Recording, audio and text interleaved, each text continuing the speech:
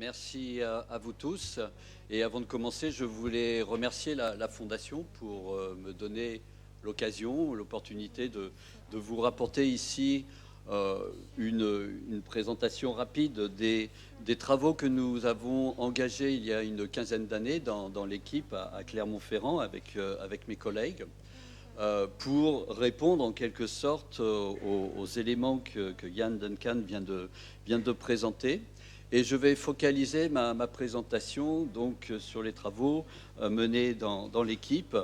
Ça sera plutôt une étude de cas puisque je l'ai focalisé sur les ovins, une espèce que tout le monde connaît bien, qui n'est pas forcément connue pour ses grandes réputations et grandes qualités cognitives.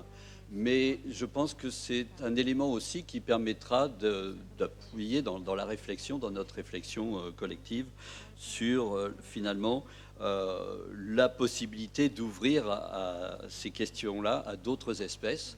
Et je n'oublierai pas les travaux qui sont menés par ailleurs au cours de ces 15 dernières années par d'autres collègues sur des espèces proches. J'ai intitulé le sous-titre de mon intervention l'étude des liens intimes entre émotion et cognition, donc chez les ovins. Et je vais essayer, en quelques diapositives, de vous montrer un peu l'état d'esprit dans lequel nous avons abordé ces questions. Et nous avons tenté de répondre à ces aspects qui sont souvent des questionnements que l'on se pose pour l'espèce humaine. Alors, je reprends en guise d'introduction donc les deux notions que l'on a entendues au travers de la présentation de Yann sur la sensibilité de l'animal et son bien-être, et avec tout d'abord donc rappeler les propos que nous avons eus en introduction sur le statut de l'animal. Je n'irai pas plus loin, mais qui était qualifié comme bien marchand au cours du traité de Rome, et puis par la suite avec le traité d'Amsterdam. Donc cette notion d'être sensible qui a été repris dans le traité de Lisbonne. Être sensible pour lesquels la mise en œuvre de la politique communautaire dans les domaines de l'agriculture, des transports, du marché intérieur et de la recherche doit prendre en compte les exigences du de bien-être animal, de bien-être de l'animal. Donc ça, c'était l'intitulé du traité en lui-même.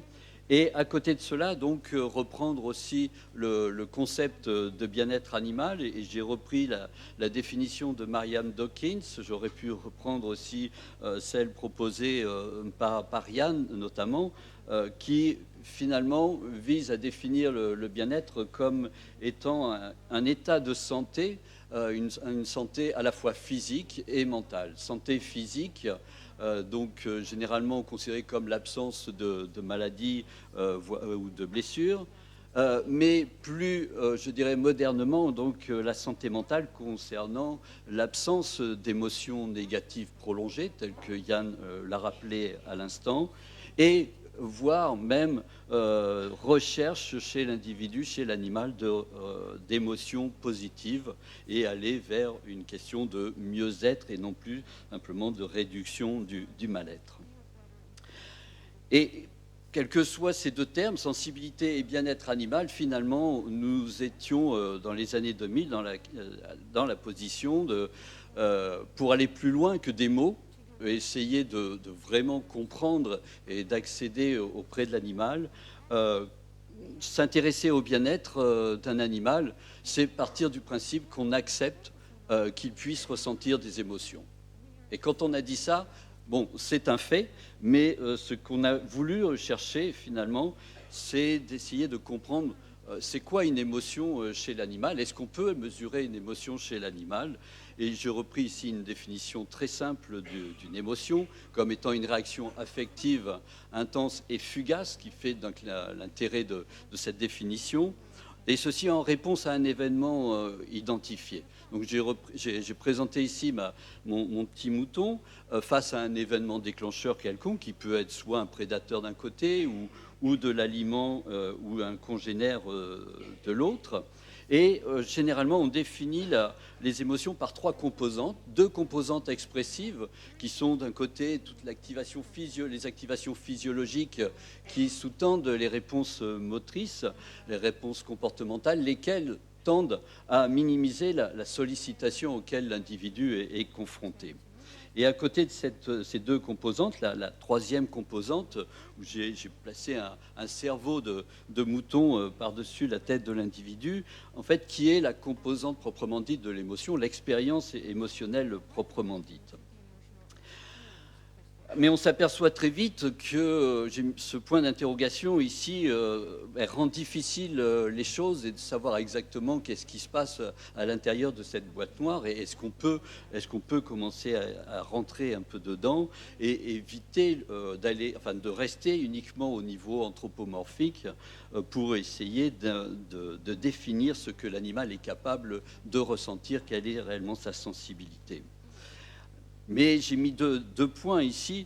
Du premier, l'absence de langage verbal des animaux, autres que l'humain, qui rend difficile l'accès aux émotions de ces animaux, par la simple mesure de la réaction à la fois physiologique et comportementale, avec donc toutes les contradictions que l'on peut rapporter et lire dans la bibliographie entre des réponses motrices de type active, comme la fuite ou l'agression, par rapport au contraire une réponse de type d'inhibition, d'apathie. Quelle est la nature réellement? Comment peut-on différencier ces différents états en fonction de ces différentes expressions comportementales? Nous étions confrontés à cette difficulté. Et puis également, donc, les émotions, comme je l'ai rappelé, sont des réactions fugaces, alors que le bien-être est un état affectif, un état émotionnel prolongé. Donc, comment comprendre en fait ces liens entre quelque chose de fugace, éphémère, et puis la mise en place d'un état affectif plus durable. Voilà les 2 questions que l'on souhaitait traiter. Et pour cela, donc, c'est retrouvé tout de suite avec la question de trouver, à développer un concept, une approche intégrative des émotions pour tenter d'intégrer la complexité et d'accéder à la sensibilité des animaux avec une démarche scientifique. Alors, en guise de remarque à ce niveau-là, donc nous avons été interpellés par la manière dont le concept de stress avait été à l'époque revisité par certains pionniers, comme notamment ici John Mason, qui travaillait sur les primates et s'intéressait donc aux relations entre les états neuroendocriniens et le comportement de l'animal. Et avec un petit schéma ici, je vous résume juste une de ces expériences classiques, en travaillant sur des singes à jeun, donc pour avoir une motivation alimentaire, ces animaux placés face à un individu à jeun lui aussi, mais qui pouvait consommer de l'aliment, représenté ici par une banane en quelque sorte, et il était intéressé par les expressions de frustration auxquelles ces animaux de droite pouvaient être confrontés. Et la différence entre ces 2 individus, c'est que dans un cas, l'individu disposait de petites pellettes, mais tout à fait non nutritives, aucune valeur alimentaire, mais qu'il pouvait en fait mâchonner, ingérer et exprimer un comportement alimentaire comme à l'accoutumée. Et il s'aperçoit donc, en mesurant le cortisol salivaire comme étant une expression de son état de contrainte, d'inconfort chez les animaux, que finalement, on n'observait pas chez les animaux qui avaient cette possibilité donc d'exprimer un comportement dans la situation donc ici convoitée de recherche d'aliments, de pouvoir satisfaire un comportement. Eh bien, en l'absence même d'efficacité physiologique alimentaire, on s'apercevait que les animaux n'exprimaient aucune perturbation, aucune contrainte à cette situation.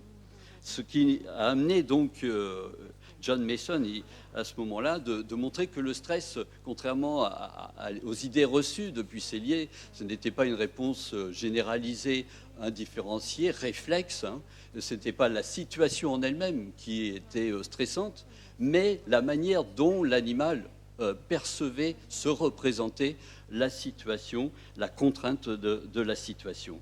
Et c'est à ce moment-là qu'il y a eu vraiment ce véritable questionnement sur l'existence de processus cognitifs qui étaient à l'origine du stress et non pas la situation en elle-même. Et je rappelle le travail l'article de Danzer et Mormed, non pas de 78 mais de 81, qui, sur les espèces d'élevage, donc ont repositionné toutes ces questions sur l'importance des processus cognitifs dans le développement des réactions de stress. Donc ma présentation est cadrée en deux courtes parties pour traiter ces relations entre émotion d'un côté et cognition de l'autre. Donc, dans un premier temps, de montrer l'intitulé de la cognition dans les émotions et vous montrer comment en fait des processus évaluatifs simples sont capables de déclencher des émotions et en complément donc des émotions dans la cognition, c'est-à-dire en retour comment des émotions peuvent aussi modifier les processus évaluatifs, ceux-là même qui sont à l'origine des émotions. Et pour cela, nous sommes inspirés dans les années 2000 des travaux de nos collègues en psychologie cognitive, en rappelant ici donc les trois composantes classiquement utilisées et définies à l'époque pour appréhender les émotions. Et donc les théoriciens de l'évaluation, notamment emmenés par Lazarus, qui ont donc, au travers de leurs travaux, montré comment une émotion pouvait provenir d'une évaluation de la situation. Donc c'était la situation perçue par l'animal qui était à l'origine d'un état émotionnel, donc de rajouter cette quatrième composante de processus évaluatif. Et plus particulièrement, le travail de Klaus Scherrer à Genève, qui a vraiment mis en place un réel cadre conceptuel et pragmatique, montrant qu'un certain nombre de critères pouvaient en fait déclencher ces processus évaluatifs, de la soudaineté jusqu'à des aspects plus cognitifs de maintien, de maîtrise de la cognition. Et nous sommes posé la question, ici avec quelques exemples que je vais montrer juste après, de est-ce que ces critères simples d'évaluation sont aussi des processus que l'on peut retrouver chez nos animaux. Donc, trois illustrations simples pour vous montrer en fait le genre de questionnement. Exposer des ovins à des situations donc, de distribution intermittente d'aliments. Certaines de ces distributions étaient suivies d'un petit écran finalement qui venait surprendre l'animal lorsqu'il s'alimentait de manière aléatoire, ou au contraire signaler quelques secondes avant par un signal lumineux, quelques secondes avant ce mouvement surprenant. Et on s'est intéressé au type de réponse réflexe, on va dire, entre guillemets, que l'on pensait réflexe, de réponse à la soudaineté, donc le sursaut que tout le monde connaît, et l'accélération cardiaque. Et on s'aperçoit que nos animaux qui ont cette capacité à anticiper un événement surprenant ici, vous voyez, ont des réponses des réponses à la soudaineté beaucoup moindres que les individus qui sont soumis à la situation aléatoire.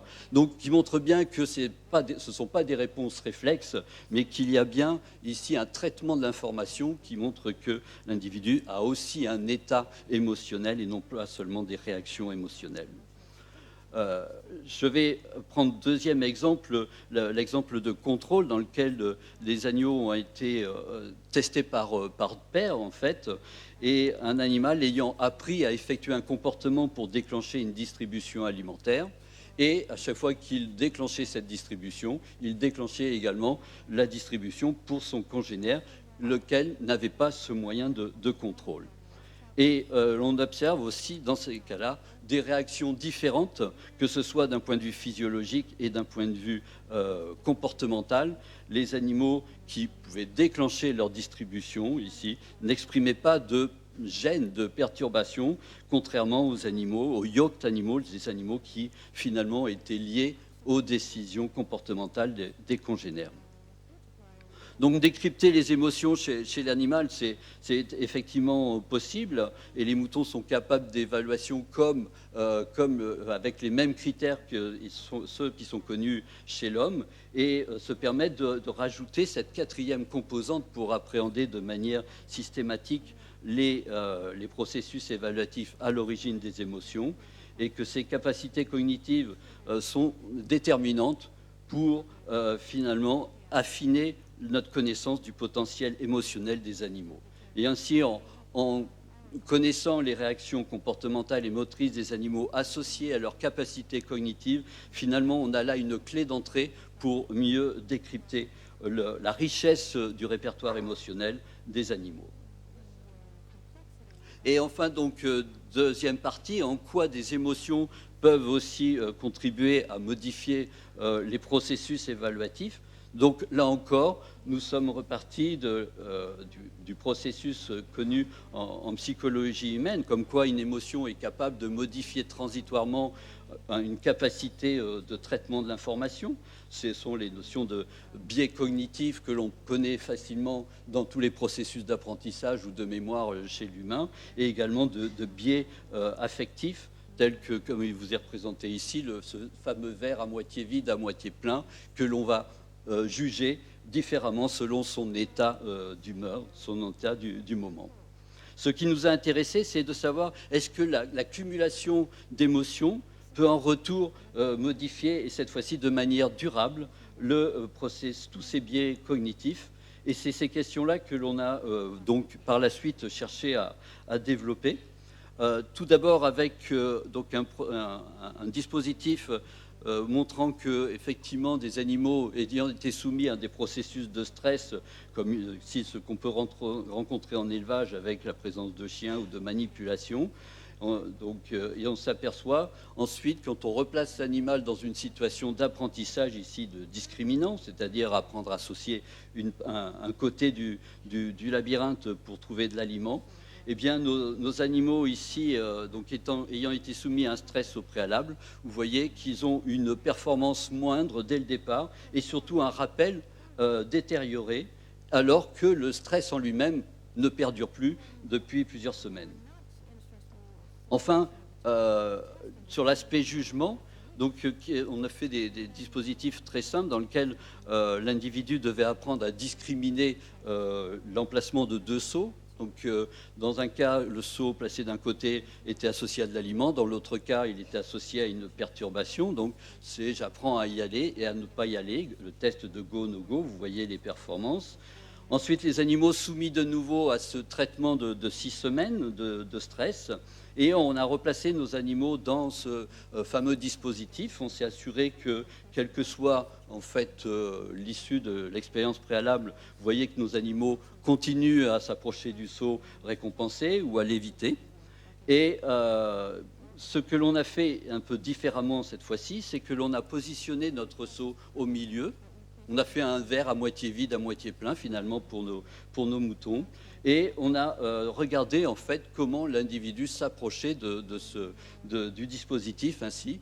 Et vous voyez que les animaux qui ont eu cette expérience contraignante au préalable ont une vision, une perception différente de la situation, et comme s'ils percevaient de manière négative le seau, comme s'il était placé du côté non récompensé. Une illustration du même acabit, mais cette fois-ci pour montrer que quand le stress est effectué non plus sur l'individu, mais sur la femelle gestante, et ensuite s'intéresser quel est le comportement de nos agneaux issus de ces mères ainsi stressées pendant la gestation, dans ce fameux test de labyrinthe, où on a donc rajouté quelques positions intermédiaires du seau, on s'aperçoit là encore que nos animaux, non directement exposés au stress via leur mère, ont là aussi une propension à percevoir le dispositif ambigu, intermédiaire, comme étant plutôt associé à une situation négative, montrant que les animaux ont développé une perception négative, et ceci en l'absence de stress direct, et montrant que ce biais cognitif est perduré au cours du temps. Voilà.